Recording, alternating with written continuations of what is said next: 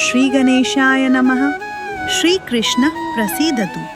कथा उत्पन्ना एकादशी की। मेरा नाम शिवांगी त्रिपाठी है। नैमिषारण्य में सूत जी शौनक आदि ऋषियों को एकादशी व्रत का महत्व बताते हुए 26 एकादशियों की कथाओं का वर्णन करते हैं। शौनक, एकादशी की उत्पत्ति कैसे हुई महात्मन? सूत जी, पुराणों में प्रसंग आता है कि सतयुग में मुर नाम का भयानक राक्षस हुआ था, जो अपनी असीम शक्ति से इंद्रादि देवताओं को परास्त कर स्वर्ग में इंद्रासन पर जा बैठा। जब वह मुर असुर तीनों लोकों का शासक बन गया, तब सारे देवता उससे संत्रस्त होकर मारे मारे इधर उधर फिरते रहे। यज्ञ की आहुतियां भी अब मुर के नाम की डाली जा रही थी। देवता अब पृथ्वी पर छिपने का ठिकाना ढूंढने लगे। इस विपदा की घड़ी में इंद्र, चंद्र, कुबेर, भास्कर सहित सभी देवगण देवादि देव भगवान शिव की शरण गए। उन्हें सारा वृत्तांत सुनाया एवं उनसे संरक्षण मांगा। भगवान आशुतोष बोले, हे देवगण, ब्रह्मा जी सृष्टि के रचयिता हैं, श्री हरि विष्णु समस्तों के पालक हैं और मेरा कार्य संहार का है। किंतु ऐसी विषम स्थिति में आपकी सहायता मुझसे अधिक श्री विष्णु ही कर सकते हैं, क्योंकि वे परम पिता परमेश्वर है एवं सभी के संरक्षक है। भगवान शिव के वचन सुनकर देवताओं ने उनको प्रणाम किया और सभी देवता क्षीर सागर के किनारे आ गए। उस समय भगवान विष्णु शेष शैया पर विश्राम कर रहे थे।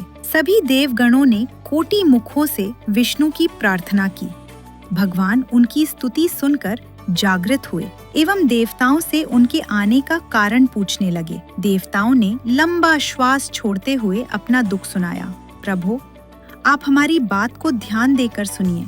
हम लोग बड़े कष्ट में हैं। मुर नाम का एक दैत्य है। वह बड़ा बलवान और अनाचारी है। उसने हमारा स्वर्ग छीन लिया है, इंद्रासन पर अधिकार कर लिया है, देवताओं की पुरियों को छीन लिया है। हम लोग पृथ्वी पर भटकते हुए पर्वतों की गुफाओं में किसी प्रकार दिन काट रहे हैं। रहने खाने का कोई ठिकाना नहीं है। हम आपकी शरण में हैं, हमारी रक्षा कीजिए। देवताओं की बात सुनकर भगवान बोले, देवगण, आप किसी प्रकार की चिंता मत कीजिए। उस दुष्ट दैत्य का मैं अवश्य संहार कर दूंगा। आप लोग आगे आगे चलो, उसका स्थान पता बताओ, मैं उससे युद्ध करूंगा। भगवान का आश्वासन पाकर देवताओं के मन में उत्साह का संचार हुआ। इंद्र को आगे करके सब इंद्रावती पुरी में पहुँचे, जिस पर मुर नामक दैत्य ने अधिकार कर रखा था। देवताओं ने उसे युद्ध के लिए ललकार दिया। भगवान विष्णु उसके सामने आए। उन्होंने ललकारते हुए कहा, अरे दुष्ट, तू बड़ा वीर बनता है, मेरे सामने आकर लड़।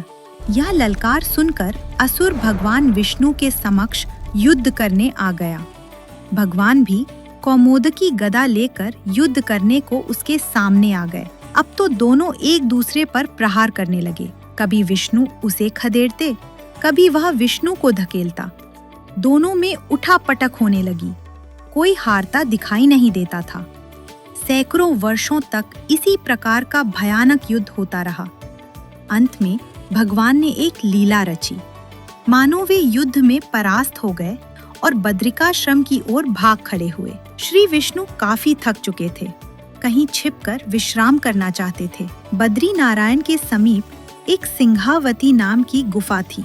12 योजन उसका विस्तार था। भगवान भागते भागते उसी में जाकर छिप गए। भगवान ने नेत्र बंद कर लिए। शेष शैया पर सोने का तो उन्हें पुराना अभ्यास है। यह एक प्रकार का अभिनय था। मुर ने सोचा, अभी अभी तो यह विष्णु भाग रहा था और अब यह सोने का बहाना बना रहा है। ऐसा सोचकर मुर ने गुफा में प्रवेश किया। भगवान पीतांबर ओढ़कर सोए हुए थे। मुर ने आगे बढ़कर भगवान पर प्रहार करने का निश्चय किया। उसी समय उनके शरीर से एक परम सुंदरी कन्या प्रकट हुई। सूर्य के समान उसके शरीर से कांति निकल रही थी। वह अनेक प्रकार के दिव्य अस्त्रों को धारण किए हुए थी। उसकी वाणी वीणा के समान मधुर और कोयल के समान सुरीली थी। उसने दृढ़तापूर्ण वाणी में पूछा, असुरराज, तुम क्या करना चाहते हो?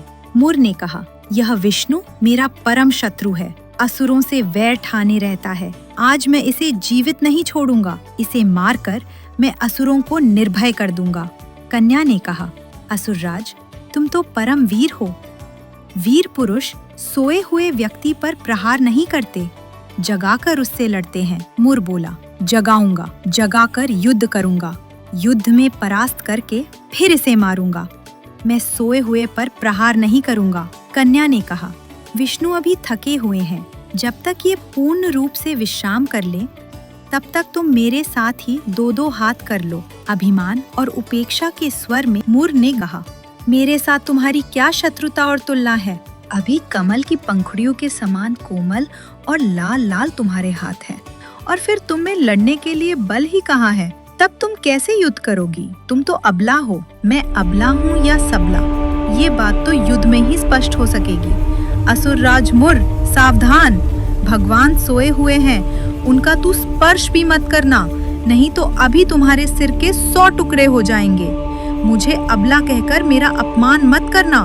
तू बड़ा दंभी और अभिमानी है, मेरे सामने नहीं टिक सकेगा। क्रोध के मारे असुर के नेत्र लाल हो गए। बातों ही बातों में कहा सुनी हो गई। भयानक युद्ध छिड़ गया। कन्या ने मुर नामक असुर को युद्ध में पछाड़ दिया। वह कन्या युद्ध विद्या में पारंगत थी। उसके पास अमोघ अस्त्र थे। उसने अस्त्रों का उपयोग नहीं किया, केवल जोर से हुंकार भरी और असुर भस्म होकर पृथ्वी पर गिर पड़ा। इतने में भगवान योग निद्रा से जागे। उन्होंने नेत्र खोले, देखा कि सामने पृथ्वी पर विशालकाय असुर मरा पड़ा है। उसके प्राण पखेरु उड़ गए हैं। सामने ही एक बड़ी सुंदर कन्या को भी देखा। वह अस्त्र शस्त्र धारण किए हुए थी। भगवान अनजान के समान पूछने लगे, अरे, मेरे शत्रु को किसने मार दिया? वो तो बड़ा बलशाली था, उसी के डर से भागकर तुम्हें यहाँ आया था। भगवान के वचन सुनकर कन्या सामने आई और हाथ जोड़कर कहने लगी, प्रभु, आपके शरीर के अंश से ही मैं उत्पन्न हुई हूँ। आपकी ही कृपा और शक्ति से मैंने इस असुर को मारा है।